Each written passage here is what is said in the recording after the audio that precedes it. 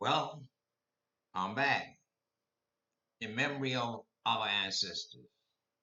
Today's subject is going to be to my family, my extended family, immediate family, and all my family from the seed of Abraham and Amanda Morris. Also, from my wife's side, her family, which is the Bowden Williams clan. Okay, let's get started. What I'm saying, my sister Tina is the matriarch of this family. And right now, I want to include all of our people. And so I'm saying to my grandchildren, my children, my great grandchildren, my great great nieces, great great nephews, all my family. I'm so proud that I have this channel. Yesterday, a nephew of mine from Maryland called me. He works in the operating room in Maryland. He's my oldest brother's child. And he reached out to me. And now I'm trying to say by using his point, him getting contact with me from my pod, call me, talk to me. I have a story to tell about this family because we are a great family. We have Chinese, Puerto Rican, American Indian, Philippine, Caucasian. My oldest sister's first husband was he was name was Ahmed Ben Kasmoin, and he is half Chinese, half Japanese. In other words, I have a story of this family. No fiction, no fake. This is truth. I have a nephew that's a police in Dallas. I have another nephew that's a lawyer. Now I have another nephew that just contacted me yesterday. He is a doctor. So I'm saying, whilst I'm still here, call me and let me tell you the story of our family. Don't let nobody tell you about me. Let me tell you the story. As a young man, my father, I love him so much. I talk to him every day. I have a picture of all my ancestors on my wall. My father said, Jamo, I said, yeah, daddy. You go to school? I said, no, I don't. They don't teaching me nothing. He said, what you want to do? I said, well, daddy, I want to go in the army. So he take me to Whitehall Street, to the recruiting station, and the recruiter gives me a little test. But I know that I wasn't ready for that test. But that man seen in me that I wanted to do something else other than run the streets and be a fool. So he give me a passing grade. So then he asks my father, what are you, Mr. Morris? My father, at this time, in which I've explained through this, if you listen, I don't lie. My father was in this country illegally from 1919. He married my mother in 1925. He doesn't get his citizenship paper till 1947. Okay? But Anyway, so I go in the army. What I'm trying to, I might go round and around in circles. But what I'm trying to, the life I led is why I'm at this point today. We, I, we are so been indoctrinated to mistrust each other and dislike one another. They've invaded us, our minds. You're a Methodist, you're a Baptist, you're a Jehovah's Witness, you're this, you're that, you're Yuba, you this, you that. We are Africans. And they took that out of us. But no, I'm gonna put it back in you. So if you come around me and you don't like me telling you about Africa, thank you very much. I have no problem with that. But I'm looking out, I'm 86 years young. I am watching this sister. She's saying the same thing I'm saying about I'm here in America. But I know that when I meet Italian, he said, I'm Italian American. I meet a Jewish person, I'm Jewish and I'm Israeli. A German, I'm American, I'm German. But when it comes to us, by me using at the end of each of my podcasts, that slavery was a crime against humanity. This is a part of it. They have taken the love of our country out of our hearts. And like I say, I listen to this sister every day, repeatedly. Just like you go to your church, your mosque, your whatever, and you talk about the same thing. They said it started in 2,000 years ago, even though this earth is much more older than 2,000 years. You become a doctor.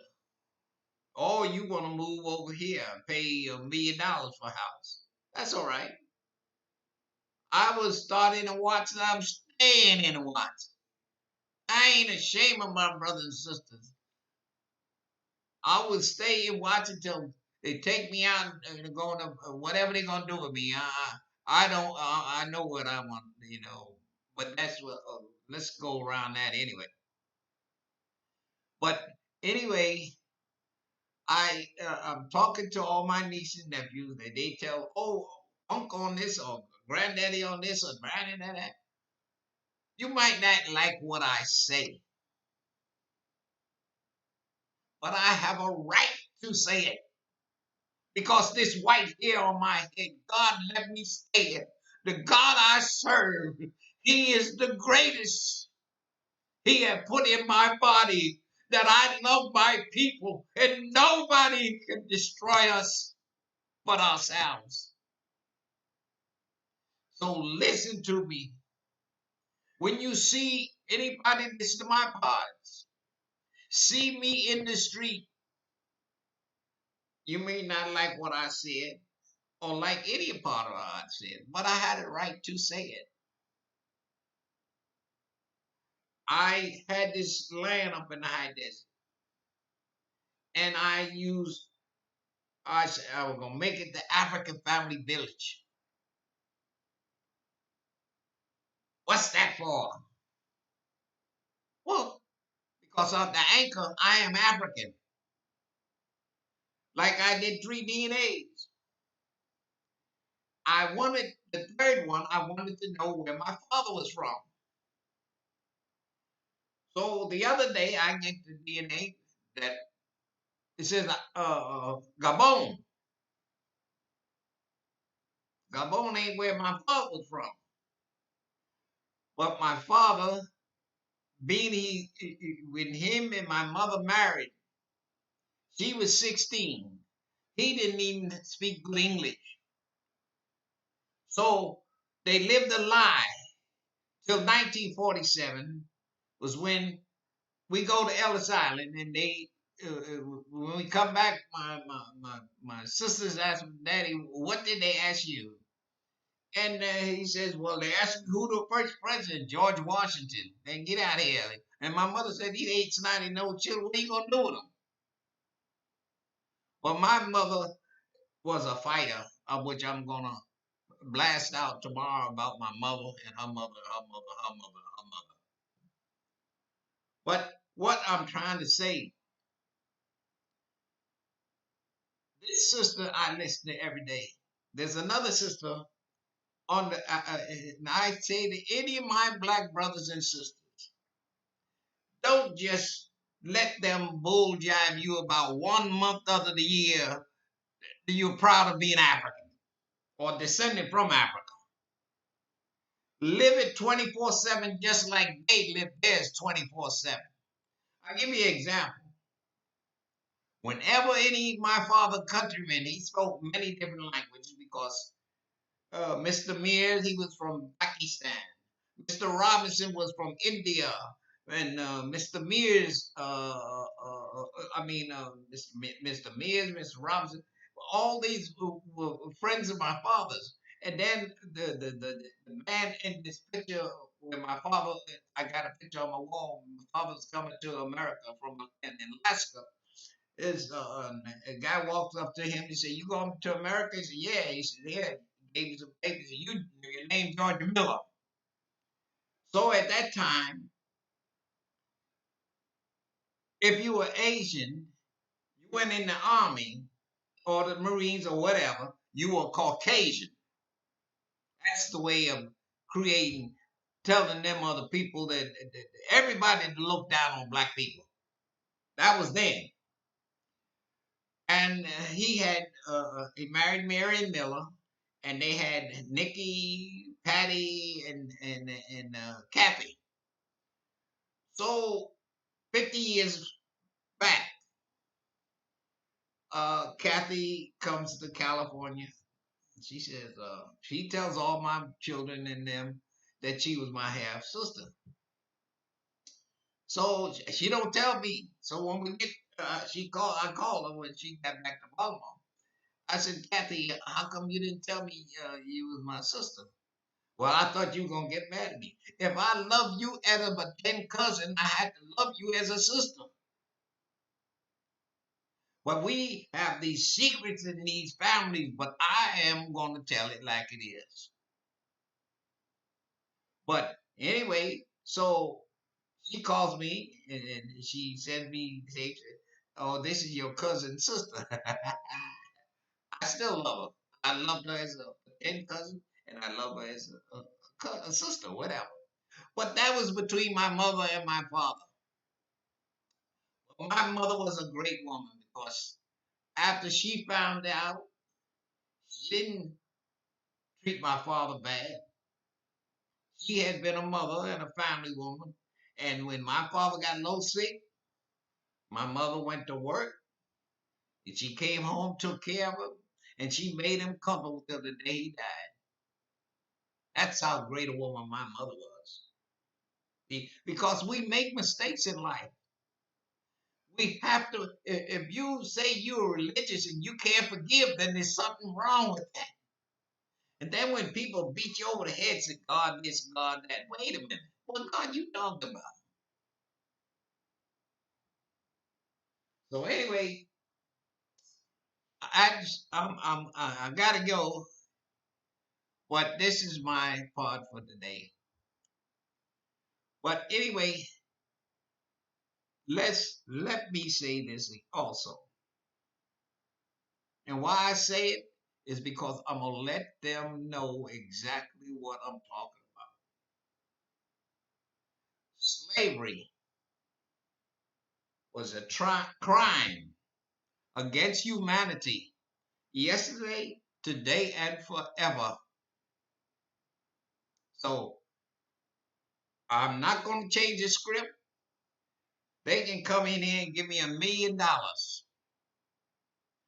And I would take that $1 million and tell them I'm going to do what I want to do with this $1 million. You're not going to tell me or dictate to me what I do or who I sell down the river. Okay, I'll tell you what I would do if I got this happened. I would get me a piece of land. I'd build me a house in the middle. It would be if the families around me want to have come dinner at breakfast, lunch, and dinner, they can come so, or meeting hall and everything. Then I would have this one in the house, agriculture. This one in the house, taking care of animals, just like what Muhammad wanted to do. That's why when he had the 5 wives, it wasn't for him, it was for a necessity. So I can take, even though I don't profess to know religion, but each religion brings something to the table because you're a human being and all us human beings bring something to the table. And don't look down because whenever people are slick, I can be, me and my wife go somewhere and I might say anything. Well, you can say anything, so I would say anything. And they don't look at what I'm looking at me. They looking at what the reaction she gives. Well, they of course she gonna disagree with me because I'm not a Christian, but I ain't got no problem with that. But that's the way it is. And just like I have nothing against different nationalities, but remember, you represent two cultures, and both of them must be equally thought about. Don't put this one down. See, just like they killed this young man the other day. And a continuation. And why I'm talking like this is because I have grandchildren and grandsons, especially, and nephews and nieces. And when they go somewhere, if you see something going on, keep on stepping because they will automatically put you in it, even though you just be standing there. But yet the guy that's taking the movie of the situation, you can hear him click his gun. So he's a part of the crime. But they ain't got him like they got the other two in jail. But if it was a black person, it was a black person in that car taking the movies. They would have automatically arrested if it was a black person. They would have arrested that guy in the camera. They got arrested both of them the same day. They wouldn't wait a week. We don't have equally all the time we've been in this country. They talk about the Constitution. What Constitution? You came here stealing the land from the Indians. Then you put them on reservations. Then you wonder why they ain't doing no good because you don't give them when you sign the treaties with them. Everywhere you go, you're trying to create hate and discontentment. You go down to Venezuela, you're trying to put some clown in over the people are voting for. Now, are we that stupid? And it goes on and on and on. Just like after the Second World War. Hiroshima and Nagasaki. Then they go in there. The missionaries go into Japan. Them Japan say, "You get the hell out of here. We don't want to hear that stuff. You're gonna kill all my people. Now you're gonna tell me about God and love? Open up your mind. Think for yourself. But you can't say what I say if you want to make it in this world. But you can let me say what I say. That way, I'm taking the bump for you. Okay. So anyway, again, just remember, slavery was a crime against humanity. Yesterday, today, and forever. Thank you very much.